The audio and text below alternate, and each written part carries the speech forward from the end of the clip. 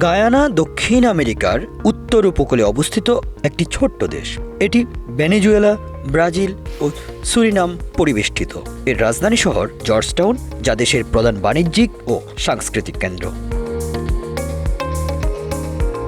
গায়ানা তার অবিশ্বাস্য প্রাকৃতিক সৌন্দর্যের জন্য বিখ্যাত। এখানে রয়েছে বিশাল বনভূমি, নদী এবং জলপ্রপাত। এর মধ্যে কাইটের-ওর জলপ্রপাত অন্যতম, যা পৃথিবীর একক পতন থেকে সবচেয়ে শক্তিশালী জলপ্রপাত হিসেবে পরিচিত। এছাড়া গায়ানার আমাজন বৃষ্টিবনও বিশ্বব্যাপী পরিচিত।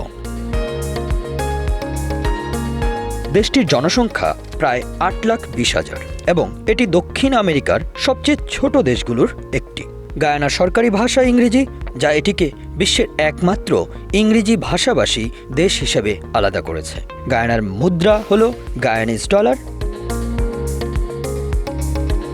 গায়ানার ইতিহাস প্রাচীন আমলের বন জঙ্গল, নদী এবং কৃষিভিত্তিক ছিল। দেশটি প্রথম নেদারল্যান্ডসের উপনিবেশ ছিল। এরপর 1796 সালে ব্রিটেন এটিকে নিজেদের অধীনে নেয়। এরও 100 বছর পর 1966 সালে গায়ানা ব্রিটেন থেকে স্বাধীনতা লাভ করে। স্বাধীনতার পর গায়ানা একটি গণতান্ত্রিক রাষ্ট্র হিসেবে প্রতিষ্ঠিত হয়। গায়ানার স্বাধীনতা সংগ্রাম ছিল কঠিন, যেখানে স্থানীয় জনগণ ব্রিটিশ শাসকদের বিরুদ্ধে লড়াই করেছে। 1970 সালে গায়ানার সমাজতান্ত্রিক গঠন শুরু হয় এবং এরপর 1980 সালে দেশটি এক নতুন রাজনৈতিক রূপ গ্রহণ করে।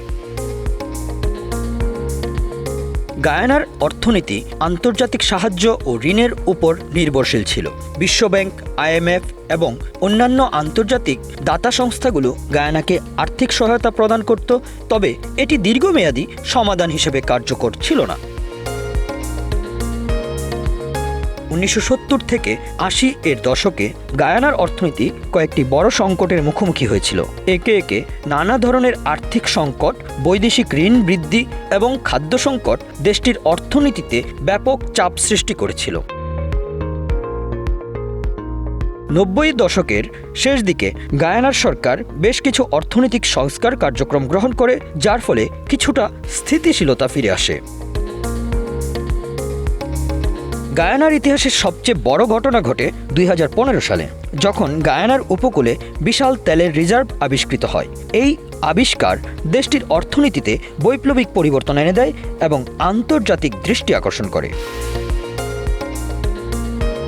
2019 সালে গায়ানার প্রথম তেল বাণিজ্যিক উৎপাদন শুরু করে, যা দেশটির প্রধান রপ্তানি পণ্য হিসেবে বিবেচিত হচ্ছে। 2023 সালে এসে গায়ানা দৈনিক প্রায় 4 লাখ ব্যারেল তেল উত্তোলন করেছে। এতে করে বার্ষিক তেল উৎপাদন প্রায় 146 মিলিয়ন ব্যারেলে পৌঁছেছে। Bangla affairs news desk.